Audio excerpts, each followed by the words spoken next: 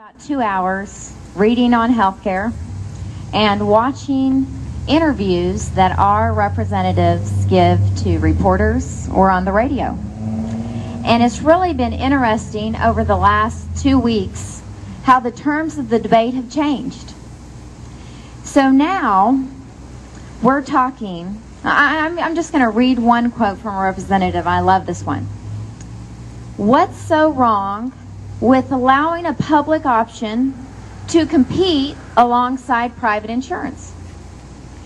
Well, when the government writes the rules, when they determine who plays and who pays, when they determine who qualifies and the time frame that they have to qualify in, and then they make the judgment calls on all of the plays, that's simply not competition. And so we're smart enough, we're common sense people. We can see that a public option or a co-op, which is the new term this week, we can see that it will lead to a nationalized healthcare system. We're not unreasonable, we're not extreme right-wing, that was in another interview. We're reasonable people and we're reading the bill, and because you're here today, that's why we're winning the terms of this debate. I also want to say, a senator said, well, it's a special interest using scare tactics. The special interests are at the table in Washington, D.C., negotiating their piece of the pie. Do you represent a special interest?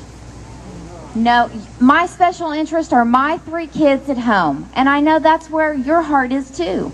We simply can't afford a $1 trillion bill.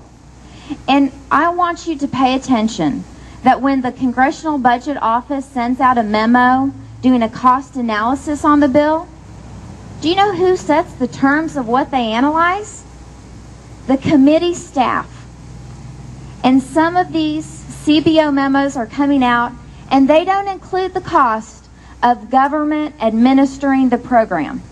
Now, coming from a business background, if you're not calculating in the administrative cost to build a building, to run your restaurant, you are going to fail.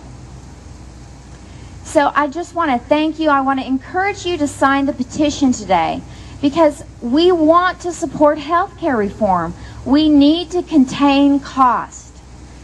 But do you really believe that a bill with mandates, complicated tax policies, insurance mandates, employer mandates, individual mandates, do you really believe the things that are complicating and make our current system inefficient are going to lead to cost containment?